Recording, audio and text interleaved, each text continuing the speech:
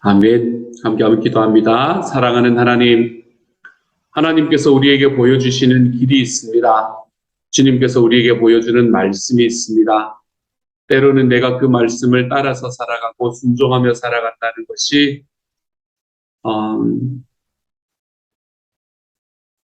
미련하게 보여지는 그런 순간이 우리의 삶에 존재를 합니다.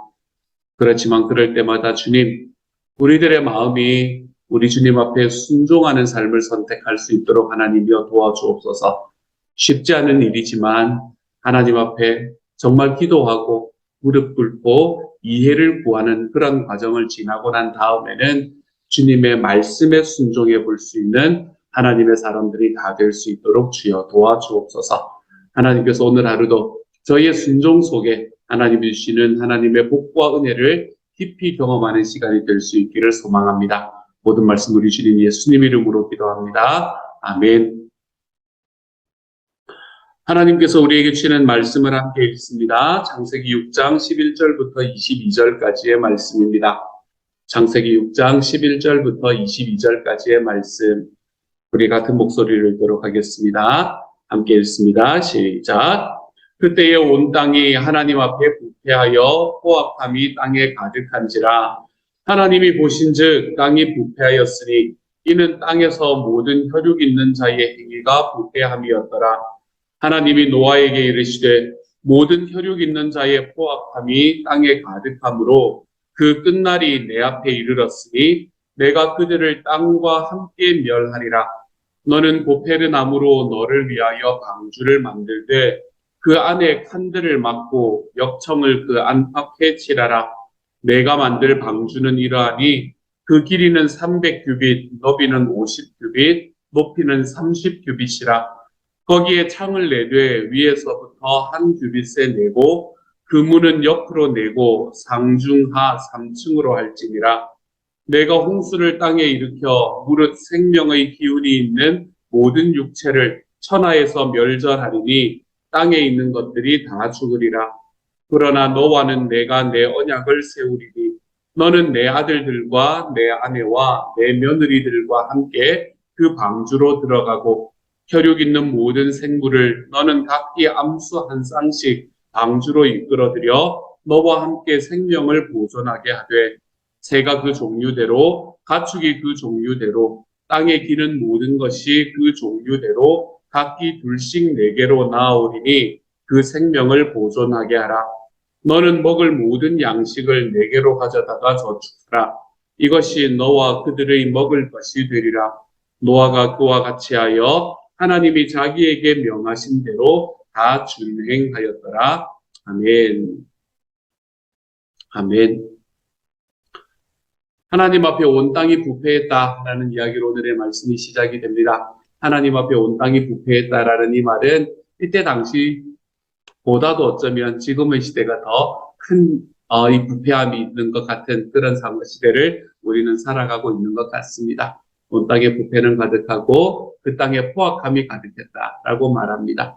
포악함이 가득했다라는 이 포악함이라는 말은 무엇을 말하나 하면 강자가 약자를 마음껏 대하는, 강자가 약자를 자기의 마음대로 대하는 것을 우리는 포악함이라고 이야기를 합니다.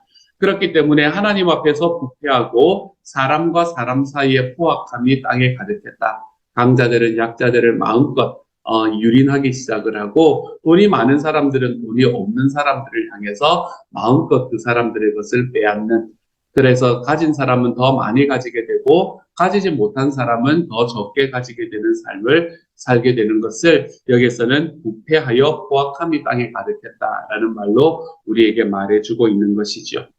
이러한 삶을 살아가던 사람에게 하나님께서 하나님이 보신즉 땅이 부패하였으니 이는 땅에 있는 모든 혈육 있는 자의 행위가 부패함이었더라.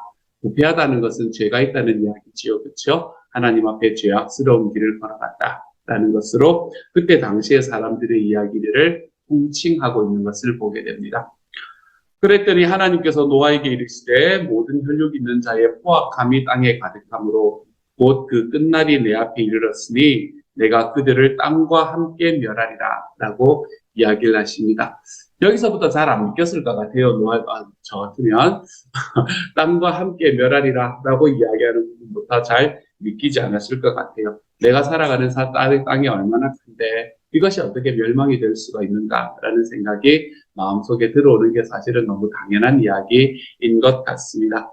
이 세상에 있는 땅에 포악함이 가득하다라고 이야기를 하지만 사실은 그러한 상황들은 내가 이전부터 내 평생에 노아가 지금 500살이라 그랬었잖아요. 500년을 보아오던 사람들이잖아요. 500년을 보아오는 과정 속에서 그들의 삶이 뭐 특별히 바뀐 것도 아닐 건데 그러한 과정 속에서 갑작스럽게 끝날이 내 앞에 이르렀으니 내가 그들을 땅과 함께 멸하리라 라고 이야기하는 이런 이야기들이 들렸을 때에 노아의 마음에 생겼을 그 의문들, 그런 의문들이 분명히 존재했을 것이라고 저는 생각합니다. 그런데 문제는 여기서 끝나는 게 아니었습니다. 노아의 마음의 의문을 더욱더 짙게 만들어주는 이야기들이 그 다음에 나오는 말씀에 또 더 깊이 나타나게 되지요. 14절에 보면 너는 고페르 나무로 너를 위하여 방주를 만들되 이 고페르 나무가 어떤 나무인지는 정확히 잘 모릅니다. 아마도 당시에는 어차피 철로는 이제 요즘 같은 경우는 그걸로 금속으로 배를 만들지만 그때 당시에는 나무로 배를 만들었었기 때문에 나무로 배를 만든다는 것은 너무 당연한 이야기였지만 고페르 나무가 어떤 건가라는 것에 대해서는 정확한 이야기가 나타나지 않습니다. 그래서 어쨌든 그 고페르 나무로 너를 위하여 방주를 만들되 배를 만들라 그랬어요. 그 안에 칸들을 막고 역청을 그 안팎에 칠하라 라고 말합니다. 칸을 막는다라는 것은 굉장히 후대에 나타난 이야기 중에 하나예요. 배를 만들 때 이걸 이제 격벽을 만드는 거라고 이야기를 하거든요. 물론 이때 당시에는 완전한 격벽을 만들 수는 없었겠지만 이 용접 솜씨가 전혀 있지 않았었던 때이기 때문에 그렇게는 불가능했겠지만 배를 만들 때 여러분 배는 항상 이런 이 토막을 만들어서 붙이는 게 배를 만드는 방식입니다. 이 큰 배를 먼저 만들고 거기 안에 뭔가 하는 게 아니라 이제는 토막을 만들어서 그것을 이렇게 탁탁탁 붙여서 이제 용접해서 붙여 나가는 게 배를 만드는 방식이거든요. 그래서 이게 토막을 만든다라는 걸 뭔가 하면 요만큼을 이제 하나의 유닛으로 만든다는 거예요. 그래서 그 안에 만약에 문제가 생겨서 물이 차더라도 그 물이 고기만 차도록 만들어주는 거예요. 다른 쪽에는 영향이 가지 않도록. 그래서 이제 앞쪽에서 예를 들어서 격벽 하나가 이제 물이 찬다 그러면 그래서 배가 기우뚱하게 된다 그러면 다른 쪽에 있는 격벽을 일부러 뚫어버립니다. 그러면 그곳에도 물이 차면서 배가 이렇게 수평을 유지하는 이제 그런 형태로 하는 이 격벽을 만드는 것은 굉장히 후대의 이야기인데 이 말씀에 보면은 이 배의 칸들을 막았다라는 이야기를 합니다. 이걸 보면 이 조선공학을 했던 사람들은 참 놀라운 이야기있죠. 이때 당시에 칸을 막는 것을 생각을 했다고 라는 생각이 들만한 이야기가 14절에 나타납니다. 그리고 역청을 그 안팎에 칠하라. 역청이라고 이야기하는 것은 타르거든요. 타르. 요즘에 말하면 그 타르예요. 왜? 이 아스팔트 깔 때 사용하는 거 있죠. 그런 게 바로 역청이라는 겁니다. 이제 그런 것들을 이 밖에 칠하라라고 이야기를 하는데 이거는 뭐를 하기 위해서 칠하나 하면 방수시키기 위해서 칠하는 거예요. 이 배를 방수시키는 역할이 역청을 칠하는 이유가 됩니다. 그래서 배 밖에 역청을 딱 칠하게 되면 요즘 말하면 페인트를 칠하는 거예요. 페인트를. 배 밖에 페인트를 칠하면 이제 요즘에는 배를 철로 만들진 않지만 어쨌든 철로 배를 만들 때에도 이제 그 페인트를 칠하게 되면은 그 철이 녹슬지 않는 것을 우리가 알게 되거든요. 그래서 여기서는 역청을 칠하라라는 것은 페인트를 칠하라라는 이야기입니다. 그러니까 진짜 배를 만드는 거예요. 진짜 배를 만드는데 그 배는 얼마나 크냐 하면 내가 만들 방주는 이러하니 그 길이는 300규빗, 너비는 50규빗, 높이는 30규빗이라고 이야기를 합니다. 규빗이라는 것은 여러분 어느 정도의 길이인가 하면 이 손가락 끝에서 시작해서 팔꿈치까지의 길이가 규빗입니다. 한 규빗은 손가락 끝에서부터 팔꿈치까지가 한 규빗이에요. 그러니까 대충 길이가 한 50cm 정도 될까요? 50cm 조금 넘을까요? 어쨌든 한 50cm 정도가 된다라고 생각을 하시면 큰 무리가 없습니다. 그러니까 요거의 절반 정도를 여러분이 생각을 하시면 돼요. 배 길이가, 전체 길이가 한 150m 정도 되는 배였다라고 생각을 하시면 됩니다. 이 전체가 한 150m 정도 되는 배를 만들라라고 이야기를 합니다. 여기서 300규빗, 50규빗, 높이는 30규빗이라고 이야기하는 이 숫자도 참 대단합니다. 이 조선을 하는 곳에서는 참 오랜 시간을 거쳐서 소위 황금 비율이라는 것을 만들어내거든요. 길이는 얼마고 폭은 얼마고 높이는 얼마가 되었을 때 배가 가장 안정되는가라는 것을 굉장히 오랜 시간을 거쳐서 이 황금 비율을 찾아냅니다. 근데 이 황금 비율과 거의 근사치에 있는 것이 바로 요 숫자들이에요. 300규빗, 50규빗, 30규빗 정도 되면 이게 배가 가장 안정되는 황금 비율에 굉장히 가까워지는 그런 배가 됩니다. 그래서 이걸 보면 진짜 배를 건조하는구나 라는 생각을 하게 돼요. 그것도 길이가 150m나 되는 배입니다. 누가 도와주는 것도 아니에요. 혼자서 해야 되니까. 자기 아이들이 도와줬을까요? 뭐 어쨌든 그 가족이 어쨌든 이것을 만들어야 되는 그런 상황입니다. 나무 해서 요즘처럼 뭐 제재소가 있었겠어요? 뭐가 있었겠어요? 그렇죠? 그걸 어쨌든 다듬어가지고 배를 만드는데 이 배를 150m짜리 배를 만들어야 돼요. 150m짜리 배를. 그러니까 이게 몇 년짜리 역사였나 하면 120년짜리 역사였다라고 어제 말씀에서 이야기하는 거예요. 이 땅에 있는 사람들의 수명이 120년이 될 거다라는 이야기는 120년 뒤에 홍수가 내릴 거다라는 이야기라고 말씀을 드렸잖아요. 그렇죠? 그래서 이게 120년 동안의 역사가 될 수 있는 거예요. 그렇게 이제 하고 그다음에 16절에서 거기에 창을 내되 위에서부터 한 규빗을 내고 창으로 물이 들어오면 안 되니까 그랬겠죠. 그 문은 옆으로 내고 옆에서 들어갈 수 있도록 문도 내고 상중하 3층으로 헐칩니다. 정말 극하게 이야기하지 않습니까? 굉장히 자세하게 이야기하지 않습니까? 그렇죠? 배를 만드는데도 굉장히 자세하게 이야기하는 것을 보게 됩니다. 여기서 말하는 노아의 방주라는 것은 그걸로 이 영어로 말하면 ark라고 보통 이야기를 합니다. 노아의 방주는 보통 ship이라는 단어를 안 쓰고 ark라는 단어를 써요. ship이라는 것은 뭐가 있어야 되나 하면 이 자체 추진체가 있어야 됩니다. 그래서 자체 추진체를 가지고 이게 추진을 해서 앞으로 나가는 그게 이제 ship이거든요. 근데 ark라는 것은 뭐를 말하나 하면 물이 흐르는 대로 그냥 떠다니는 건 ark라고 표현을 합니다. 그래서 이거는 추진체는 없는 그런 배였을 거기 때문에 이것은 ark라고 표현을 하게 되지요. 근데 이 ark라는 게 이 히브리어로는 테바라는 단어를 쓰는데요. 이 히브리어로 사용되는 테바라는 이 단어는 여러분 나중에 어디에 사용이 되나 하면 모세가 그거에 나일강에 빠졌을 때 있잖아요. 그렇죠? 엄마가 떠내려 보낼 때 그때 모세를 담은 그 구유를 테바라고 이야기합니다. 요게 또 한 번의 방주가 되는 거예요. 그러니까 방주라는 말로 표현을 하면 노아의 방주가 있고 그리고 또 방주는 뭐가 있나 하면 요게 있는 거예요. 그리고 뭐라 그래요? 모세를 띄운 그 방주가 또한 하나님의 방주가 되는 겁니다. 그리고 또 한 번 더 사용이 되는 때가 있어요. 그게 언제 사용이 되냐면 하나님의 이 법궤, 하나님의 법궤를 이야기할 때 아크라는 단어를 씁니다. 이게 참 재미있는 이야기예요. 결국 그래서 이 방주를 만들라라고 이야기하는 이 방주는 하나님께서 사람을 구원하시기 위한 방주다라는 게 이 스토리를 통해서 눈에 드러나게 됩니다.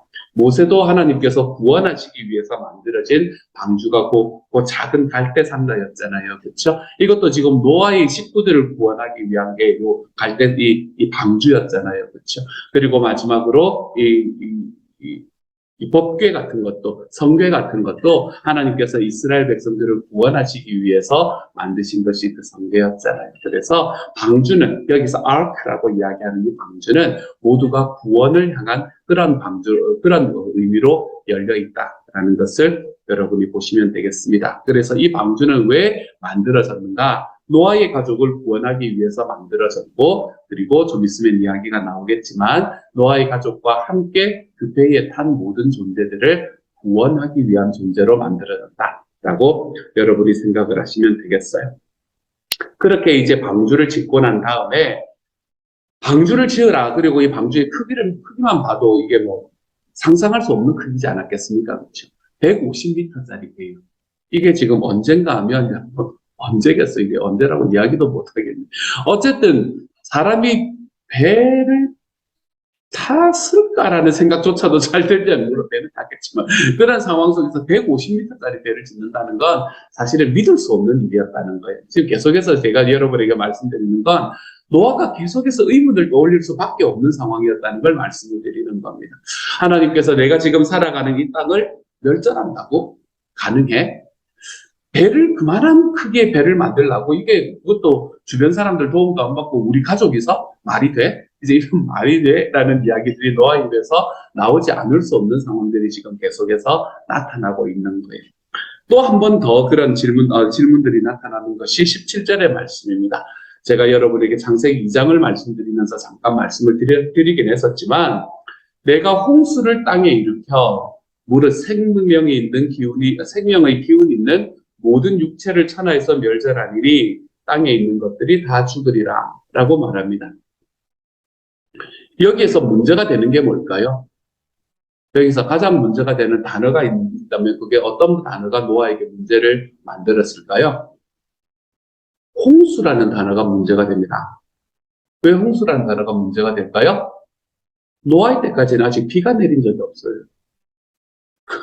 이 창세기 2장을 바라보면 온 땅이 수증기로 가득했던 시간이다라고 이야기를 하거든요. 그렇기 때문에 이때 당시에는 건조함과 그리고 이 비 이런 개념들이 존재하지 않았습니다. 땅은 그냥 농사짓기에 가장 좋은 그런 상황들로 계속해서 보호되고 있었고, 그리고 지구 바깥에 있는 이 사람이 살아가는 이 공간의 바깥에 있는 물층, 수증기층으로 인해서 태양에서 오는 모든 안 좋은 것들은 다 막혀지는 그런 상황이었었어요. 비라는 게 존재하지 않았습니다.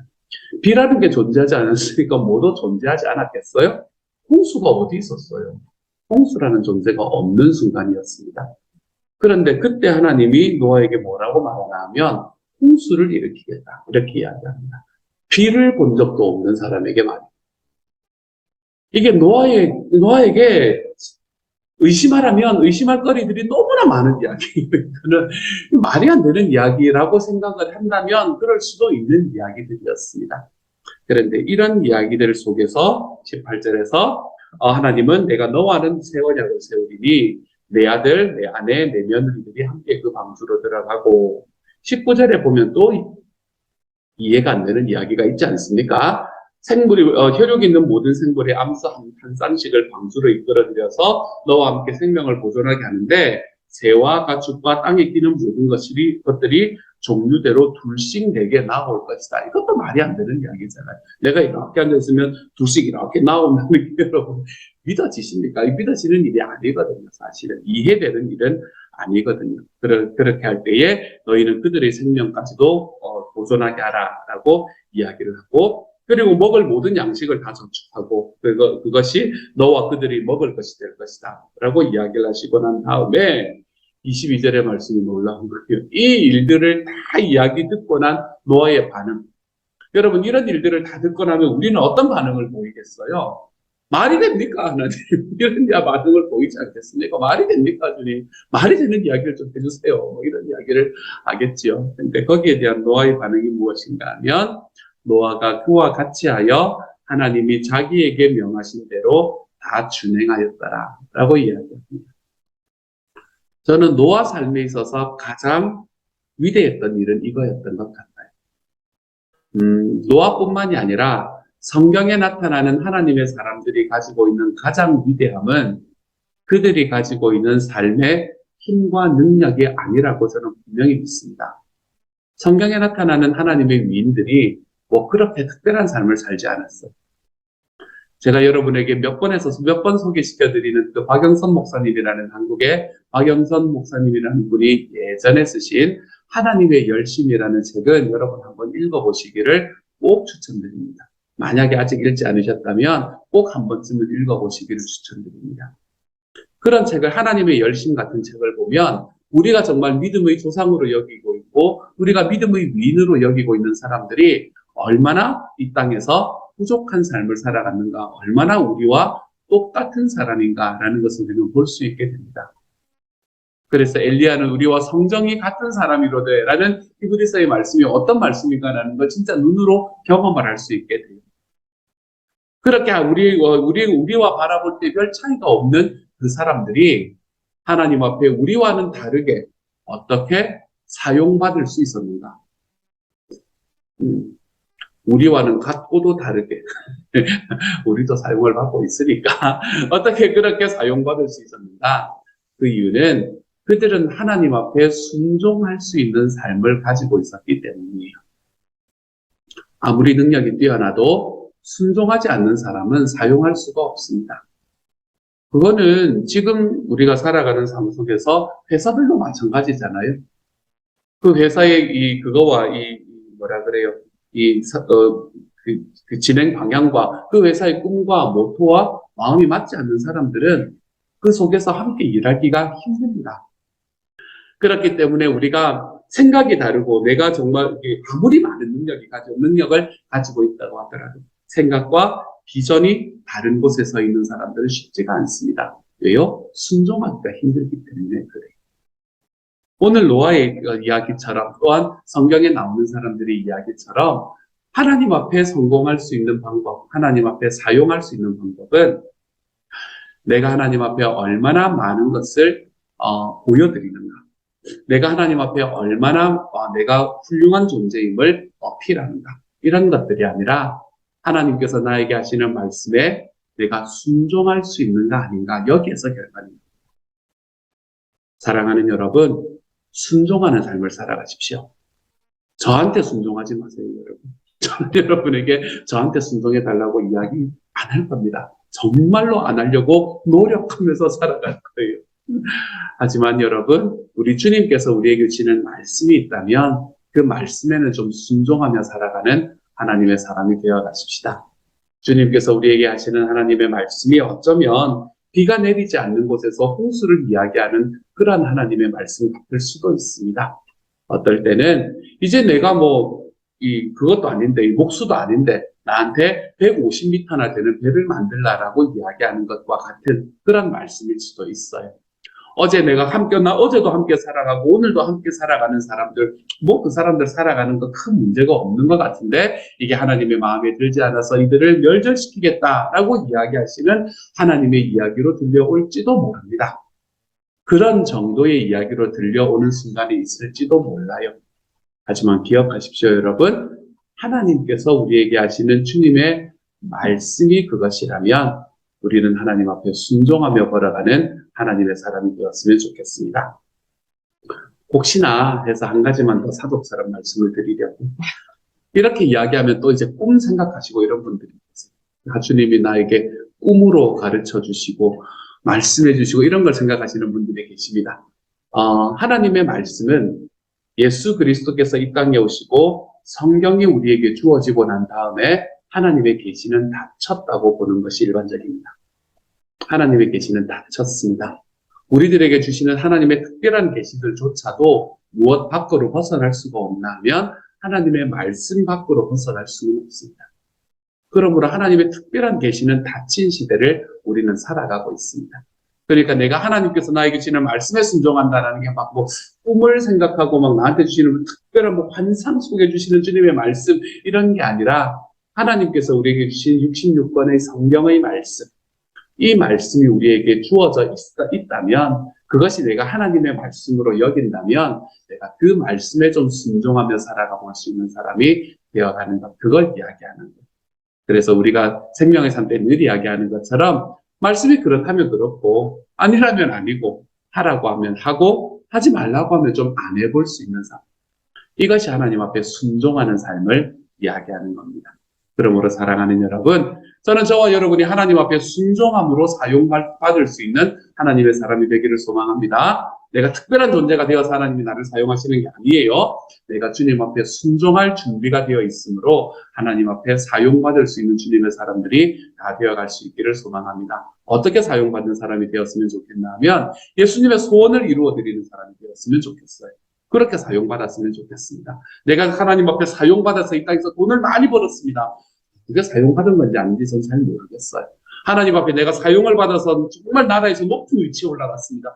그게 하나님께 사용받은 것일까요? 저는 잘 모르겠습니다. 하나님 앞에 사용받는다라는 것은 주님의 소원을 이루어드리는 일에 내가 사용을 받는다는 것. 주님의 소원은 뭡니까?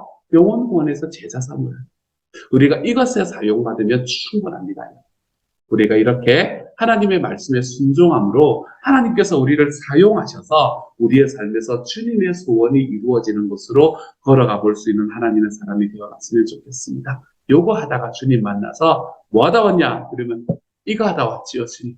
제가 주님 소원 이루어드리다가 잘 안 되기도 할 때도 있었지만, 짜증날 때도 있었지만, 그러다가 왔습니다, 주님. 우리 하나님 앞에 이야기하며 하나님께서 우리에게 말씀하시는 착하고 충성된 종아라는 이야기를 들을 수 있는 그날을 기대하며 하나님 앞에 걸어가 볼 수 있는, 순종하며 하나님 앞에 걸어가 볼 수 있는 저와 여러분이 되어가시기를 우리 주님 이름으로 축복합니다. 함께 한번 기도합니다. 사랑하는 주님, 내가 잘나졌기 때문이 아니라 내가 더 많은 능력을 가져서가 아니라 내가 하나님 앞에 순종하는 만큼 주님이 나를 사용하실 수 있음을 기억하게 하여 주십시오.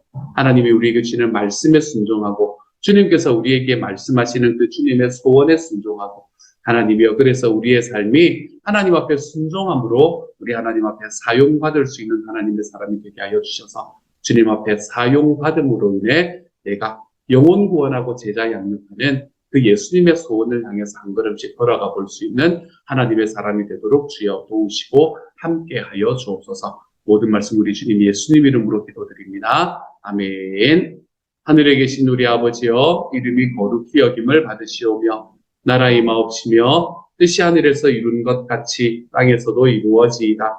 오늘날 우리가 일용할 양식을 주옵시고 우리가 우리에게 죄 지은 자를 사하여 준 것 같이 우리 죄를 사하여 주옵시고 우리를 시험에 들게 하지 마옵시고 다만 악에서 구하옵소서. 대개 나라와 권세와 영광이 아버지께 영원히 있사옵나이다. 아멘. 아멘.